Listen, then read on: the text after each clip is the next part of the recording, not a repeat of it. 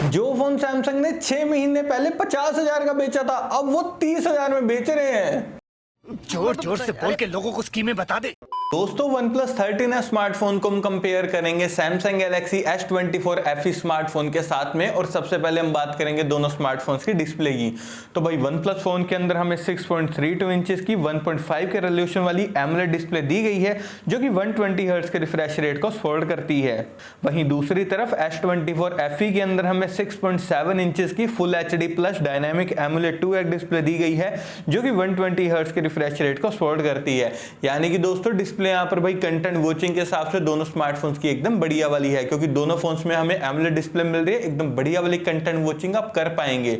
लेकिन यार दोस्तों, अगर आपको कॉम्पैक्ट साइज की डिस्प्ले वाला फोन चाहिए ना, तब आप यहाँ पर डेफिनेटली OnePlus की तरफ ही जरूर से जाइए।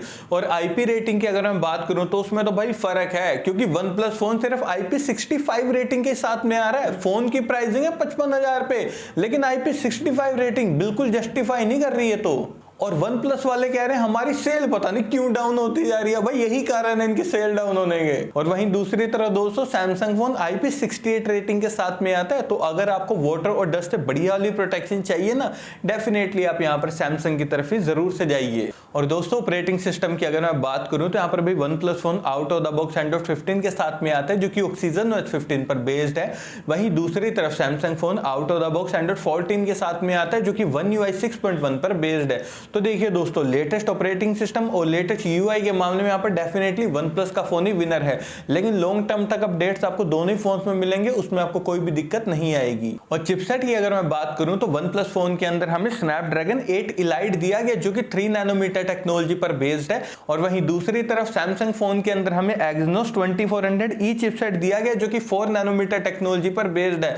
दोस्तों यकीन मानिए यार, ये जो सैमसंग के Exynos वाले प्रोसेसर होते हैं ना भाई, बिल्कुल बेकार होते हैं। हीटिंग इशू तो दुनिया जहान का देखने को मिलता है। साथ में ना थ्रोटल टेस्ट में भी सैमसंग के इस प्रोसेसर की बैंड बच चुकी है। तो भाई ध्यान रखिएगा दोस्तों, डे टू डे परफॉर्मेंस के हिसाब से ये फोन वैसे ठीक है S24 FE, लेकिन अगर आपको गेमिंग करनी है और गेमिंग का सोच रहे हो भाई, तब तो ये बिल्कुल बेकार फोन है, मत बाय करना आप गेमिंग के अकॉर्डिंग इसे।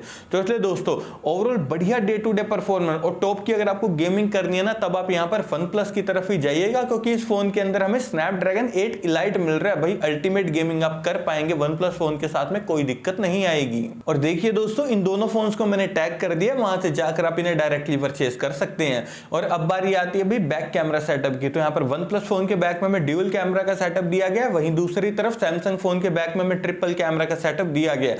सबसे पहले हम बात करेंगे OnePlus की। तो इस फोन का मेन कैमरा 50 मेगापिक्सल का और जो टेलीफोटो कैमरा वो भी है 50 मेगापिक्सल का। दोस्तों ध्यान देने वाली बात यह है, OnePlus फोन के कैमरा सेटअप में हमें कोई भी अल्ट्रा वाइड कैमरा नहीं मिल रहा, कॉस्ट कटिंग करिए इन्होंने सिर्फ।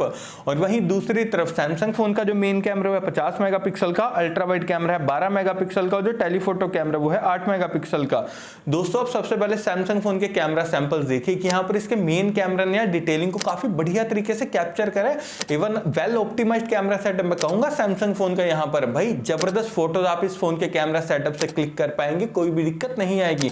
लेकिन यार अगर आपको डिटेलिंग और भी टॉप लेवल चाहिए ना, तब आप यहाँ पर OnePlus की तरफ ही जाइएगा, क्योंकि इसका जो मेन कैमरा ना 50 मेगापिक्सल का, भाई नेचुरल डिटेलिंग में आपकी फोटोज क्लिक करेगा।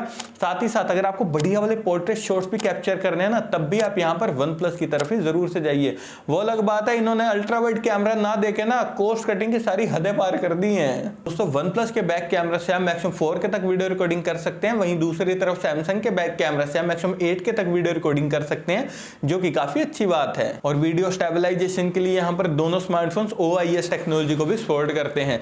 सेल्फी लवर्स की अगर मैं बात करूं तो यार OnePlus फोन के फ्रंट में 32 मेगापिक्सल का सेल्फी कैमरा दिया गया, वहीं दूसरी तरफ सैमसंग फोन के फ्रंट में 10 मेगापिक्सल का सेल्फी कैमरा दिया गया।